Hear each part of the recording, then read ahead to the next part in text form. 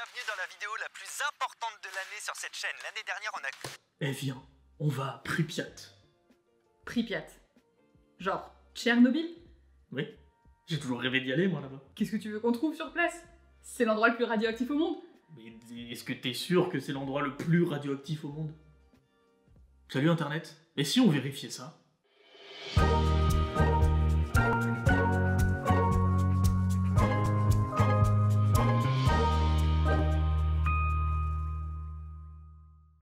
Avant toute chose, Qu'est-ce que la radioactivité? ben oui, peut-être que certains d'entre vous l'ont déjà étudié à l'école, pour d'autres, c'est un phénomène qui peut être un petit peu complexe. Alors, petit récap, sans trop rentrer dans la technique, ne vous inquiétez pas. Prenons un atome. Vous avez le noyau, ici, au centre, et ses électrons qui lui tournent autour. Dans le noyau, on trouve des protons et des neutrons, et quand il y a un équilibre entre l'attraction et la répulsion dans l'atome, eh ben il est stable. Mais plus le noyau est lourd, donc plus il a de protons et de neutrons, et plus il est difficile pour lui de rester stable. Dans ce cas, bim!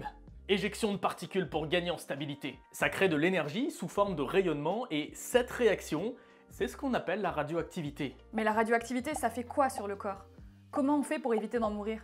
Alors, déjà, je vous conseille fortement la vidéo du copain Poisson Fécond qu'il a fait il y a quelques semaines à ce sujet, parce que justement, il torture son personnage Gustave pour voir ce que ça fait, la radioactivité. Et pour pas mourir de ça, c'est assez simple, faut éviter de trop s'y exposer. De nos jours, il y a quelques métiers qui sont un petit peu plus exposés que les autres, mais ce n'est rien par rapport à avant, quand on savait pas trop encore les effets néfastes de la radioactivité, quand on pensait que c'était même, à l'inverse, bon pour la santé. C'est fou de se dire qu'il y a un siècle, c'était un argument marketing, la radioactivité. Il y a eu du dentifrice au thorium, du chocolat au radium, des sous-vêtements radioactifs, des crèmes pour le visage, des cigarettes, ou même des jouets pour enfants. En 1902, William Hammer a créé une peinture phosphorescente à partir de radium. Les fabricants d'horloges et de montres du monde entier se sont jetés dessus pour faire briller leurs aiguilles et leurs numéros. C'était révolutionnaire pour l'époque de pouvoir lire sa montre dans le noir parce que justement elle est phosphorescente. Ils ont confié à de nombreuses femmes la tâche d'appliquer finement cette peinture phosphorescente sur leur montre à l'aide d'un pinceau tout fin et en les encourageant à utiliser leurs lèvres, leur bouche pour humidifier le pinceau et le rendre encore plus fin. Les radiumineuses, comme on les appelait, ont donc ingéré pendant des années des quantités folles de radium. La suite, c'est malheureusement cancer de la gorge, leucémie ou encore lésion de la moelle osseuse. Et petit fun fact, enfin fun, je me comprends, est-ce que vous saviez que le corps incorpore le radium dans les os et il y reste longtemps? C'est pour ça par exemple que le cercueil de Marie Curie a été enveloppé dans plusieurs feuilles de plomb. Mais il y en a beaucoup des gens comme ça qui, l'air de rien, sont radioactifs? Alors non, on n'est pas tous des Marie Curie, hein, on n'a pas tous bossé des années avec des matières dangereuses, mais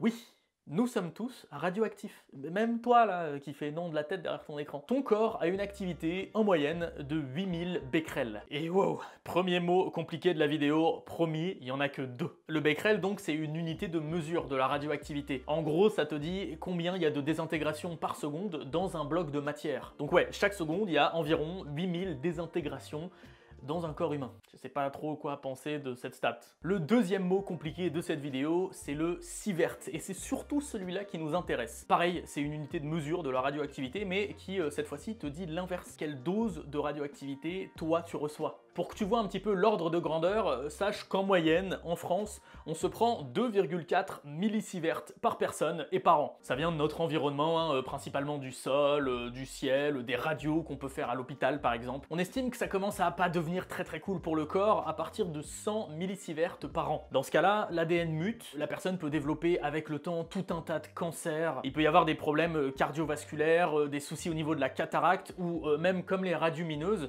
la perte des dents. En France, les travailleurs exposés, donc ceux du nucléaire et d'autres domaines dits à risque, ne doivent pas se prendre plus de 20 millisieverts par an. C'est la limite légale. On a vu ce qui se passe avec une dose de 100 millisieverts. Imaginons que tu t'en prennes 500. 500 millisieverts d'un seul coup.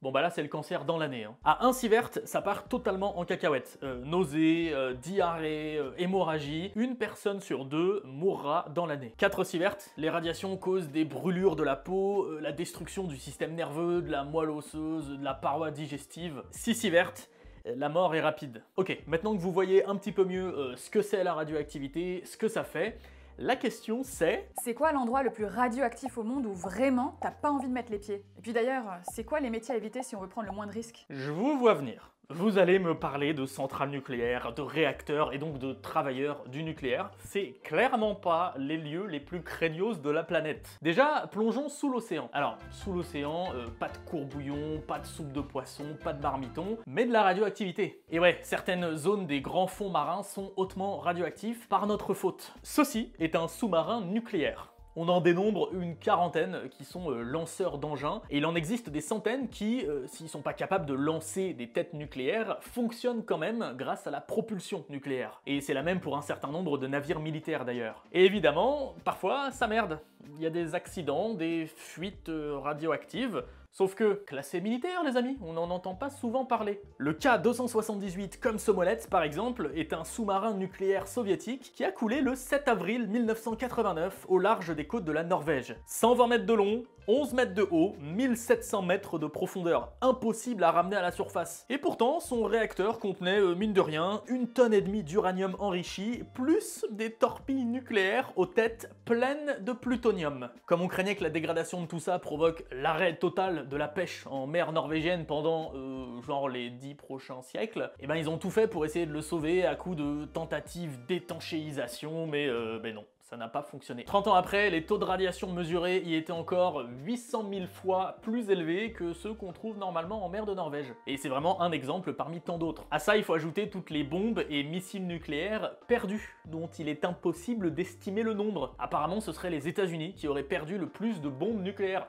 Perdre une bombe nucléaire! Allô? Comment c'est possible? Mais tout ça, c'est du pipi de chat comparé à tous les déchets radioactifs volontairement jetés dans l'eau. Pendant près de 36 ans, de 1946 à 1993, 14 pays au moins se seraient servis de nos océans comme d'une poubelle géante. Plus de 80 sites dans lesquels on a jeté des liquides radioactifs, des déchets solides, des cuves de réacteurs nucléaires. Je vous mets à l'écran une carte des sites. A priori, la pire des zones touchées est l'océan Arctique, merci à la flotte soviétique, qui a laissé 17 000 conteneurs de déchets, 19 cargos remplis de matières radioactives et volontairement sabordés, 14 réacteurs atomiques juste jetés comme ça par-dessus bord, et 3 sous-marins atomiques, parmi lesquels le Komsomolets, celui dont je vous parlais à l'instant. On estime que les navires russes ont déversé plus de 200 millions de litres d'eau radioactive dans cet océan. Et au fait, je vous ai dit que l'océan Arctique, c'est la zone de pêche du cabillaud la plus importante au monde. Sur Terre, c'est pas forcément mieux. Déjà, on trouve énormément de mines d'uranium, soit désaffectées, soit toujours en activité, un petit peu partout sur la planète. Je sais ce que vous voulez savoir, la pire de toutes est l'ancienne mine d'uranium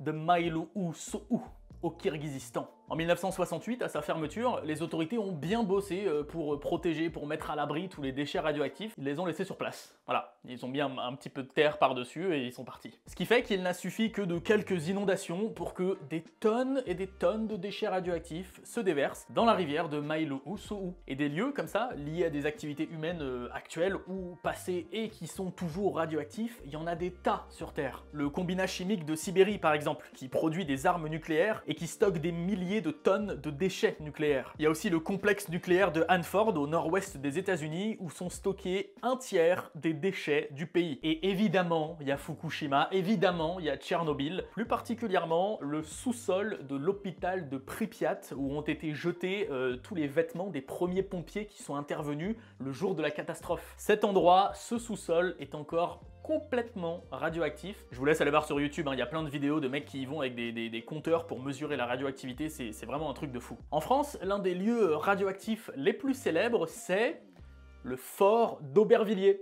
Yes, vraiment juste à côté de Paris, c'est cool. C'est là-bas que Frédéric et Irène Joliot-Curie ont fait des tas d'expériences sur des sels de radium-226, expériences qui furent ensuite poursuivies par l'armée. La décontamination du fort a commencé en 1990. Il serait désormais vide de tout déchet ou de toute trace radioactive depuis 2009. Et si on levait un petit peu les yeux au ciel? Parce qu'on peut se dire qu'à première vue, dans le ciel, il n'y a pas forcément des raisons que ça soit très radioactif. Mais ça veut pas dire qu'il n'y en a pas du tout. C'est rare, mais par exemple, le ciel est parfois parcouru de nuages radioactifs qui sont liés à l'activité humaine. Mais la vraie source de radioactivité au-dessus de nos têtes, celle dont il faut vraiment se méfier, elle n'est pas d'origine humaine. Je vous parle évidemment de la radioactivité qu'on peut trouver dans l'espace et qui viennent des objets stellaires. La Terre est constamment bombardée de particules à haute énergie, c'est ce qu'on appelle les rayons cosmiques, mais pas de panique, on a un bouclier, ça s'appelle l'atmosphère et le champ magnétique. Ça nous protège d'une grosse partie de ces rayons cosmiques. Mais ça veut dire que l'intensité de ce rayonnement croît à mesure que l'on s'éloigne de la surface de la Terre. L'exposition double à 1500 mètres d'altitude et continue de monter à mesure que nous aussi on monte. Ça veut dire que techniquement, les habitants du Népal ou du Lesotho, qui est un pays où il n'y a aucun point en dessous de 1400 mètres d'altitude, sont beaucoup plus bombardés de rayons cosmiques que, je sais pas, des Parisiens ou des gens qui vivent au niveau de la mer. Et ça veut aussi dire que les pilotes, les stewards, les hôtesses de l'air, tous les gens qui travaillent dans des avions sont beaucoup plus exposés que le reste de la population. On pense souvent aux travailleurs du nucléaire, mais c'est pas les seuls à être potentiellement exposés à de la radioactivité. Pour bien vous rendre compte, un passager qui fait un Londres-New York reçoit en moyenne une dose de 0,032 millisieverts. C'est l'équivalent d'une radio dentaire. Je vous ai dit plus tôt qu'en France, la loi impose que les travailleurs du nucléaire ne reçoivent pas une dose supérieure à 20 millisieverts par an. Et bien si on fait un petit calcul, il faudrait 625 Londres-New York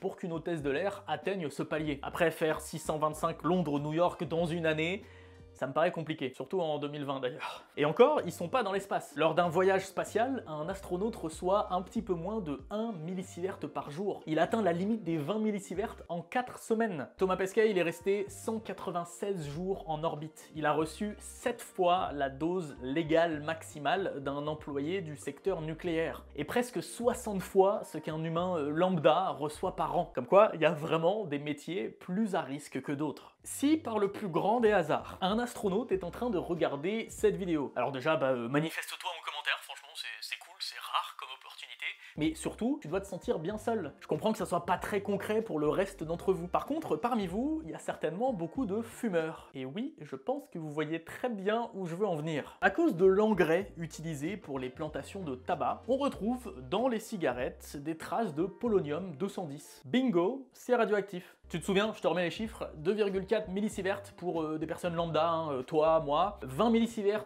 maximum pour des employés de domaines très précis. 20 millisieverts, c'est aussi 100 paquets de clopes. Je pense à vous notamment, les gros fumeurs. À raison de 2 paquets par jour, vous atteignez tous les 2 mois la dose maximum légale d'un travailleur du nucléaire. Chaque année, c'est 146 millisieverts que vous vous chopez. Alors, les poumons n'absorbent pas toute la radioactivité, mais je trouvais ça important de finir cette vidéo par ce chiffre. J'espère que vous en savez un petit peu plus sur la radioactivité, comment ça fonctionne, quels sont les métiers les plus à risque, quels sont les lieux qu'il faut absolument éviter. Mais je vous fais confiance, il y a peu d'astronautes parmi vous et on tombe pas tous les jours par hasard sur une vieille mine d'uranium abandonnée ou sur une vieille torpille soviétique perdue au fin fond d'un océan. J'espère vraiment que ce nouveau format vous a intéressé. Je vous attends vraiment en commentaire pour me donner vos retours. C'est très important pour moi pour les prochains épisodes. Et en attendant, je vous dis à la semaine prochaine pour une nouvelle vidéo. Salut Internet! Ouais, donc on n'ira pas à Pripyat, hein.